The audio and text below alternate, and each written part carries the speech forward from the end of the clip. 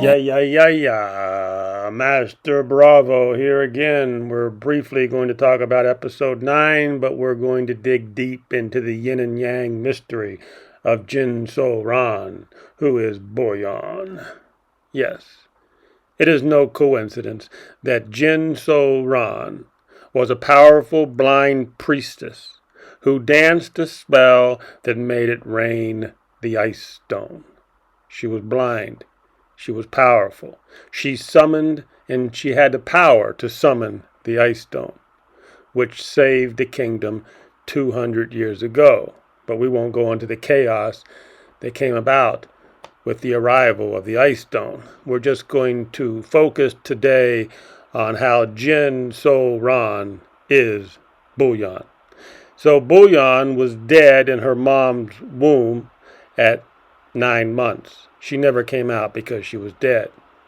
And Lady Jin Ho-won begged Jong-gon to use the ice stone to revive her baby. So he reluctantly did. He retrieved the ice stone. He used it on the baby in the womb, and then that baby was revived and came out at 13 months. So that'd be 4 months later, leading to the fact that Bu-Yeon was born with the ability to control the ice stone, as was Jin Seol 200 years earlier. You see, buried into the mystery of Jin Seol and Bu-Yeon is the yin and yang cycle. How will you learn that time is an illusion? How will you learn that yin and yang is the cycle of life?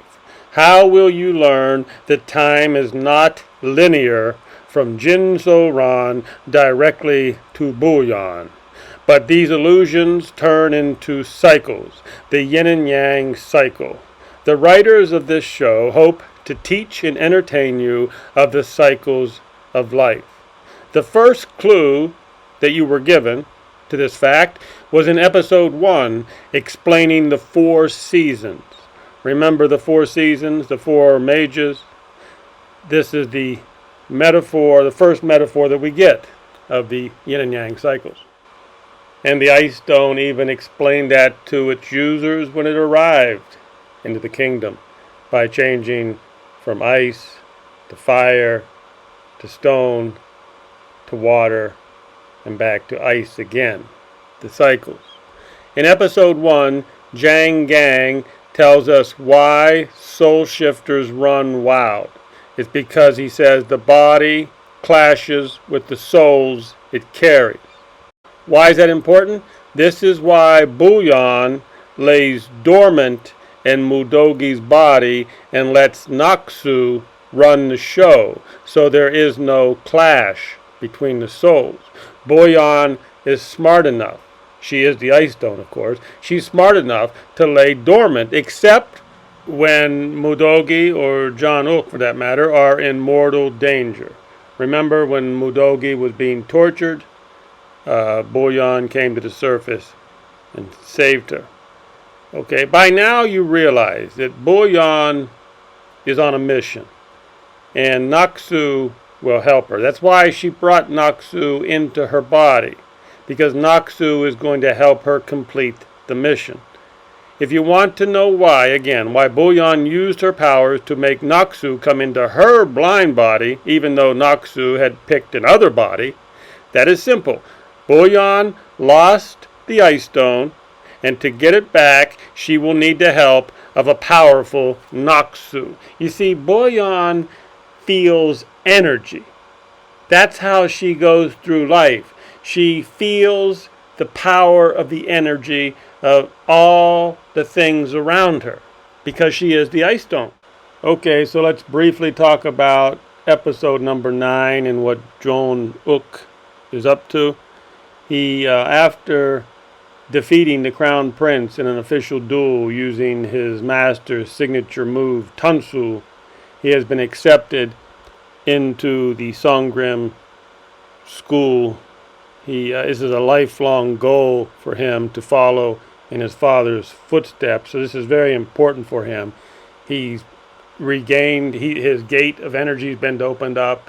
He's been able to open up his sword. He used Tansu to beat the crown prince. I mean, everything is flowing amazingly fast with Jun-uk. And here he is. He's going to have to go through the basics and learn the rules of Songrim. They tell him, if you break the rules, you will be punished. Well, expect him to violate the rules on a regular basis because he can't help himself. So he bows to the leader. He bows to his other mages in the group.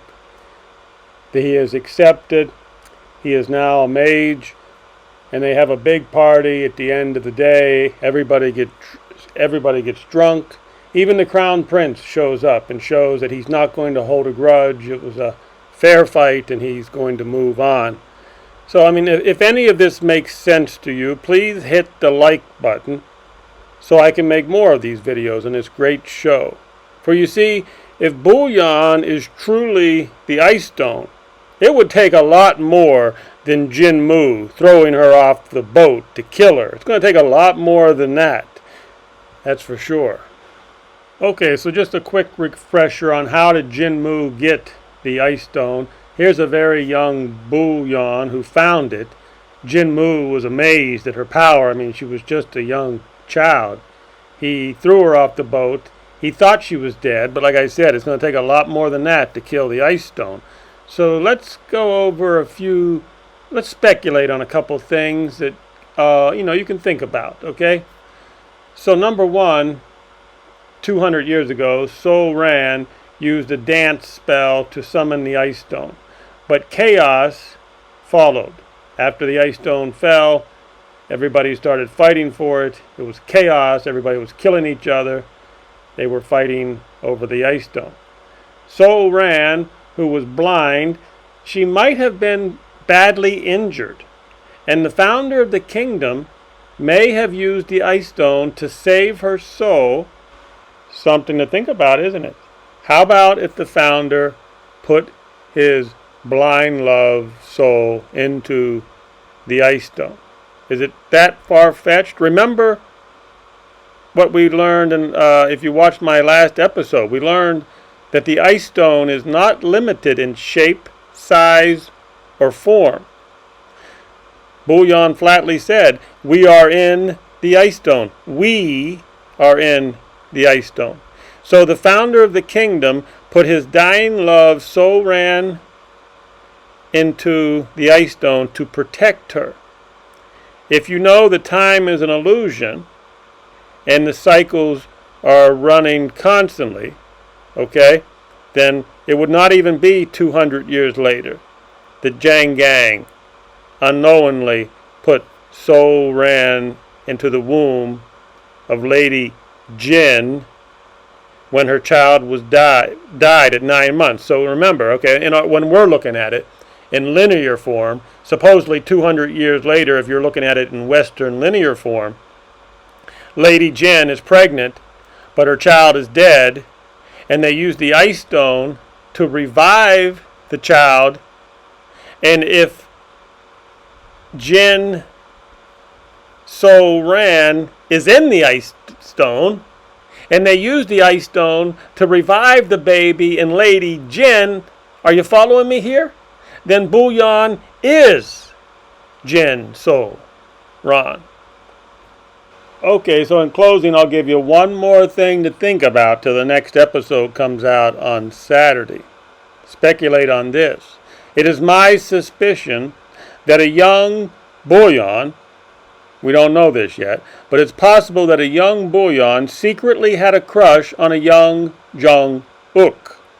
It is plausible that a very, very young blind Bu-Yeon was close friends or had a crush on Jung-uk. We haven't been told that yet. Of course, if this theory is true, she'd have been really, really young. It'd have been like really, really young children. Maybe they were friends or something. I don't know. It's something to think about. But do know this, that the Mudogi character is complex. We know that. We've already figured out that Bu-Yeon is laying really low. She lays dormant in Mudogi's body because she doesn't want the body to clash with the souls. She's smart enough to know that. So she lets Naksu run the show in Mudogi's body. So in theory, think about this. When you're talking about friendships, Naksu, remember, Naksu is Mudogi, but Naksu likes Soyu. And Mudogi, who is actually Bu-Yeon, likes John-uk. Ay, ay, ay, ay.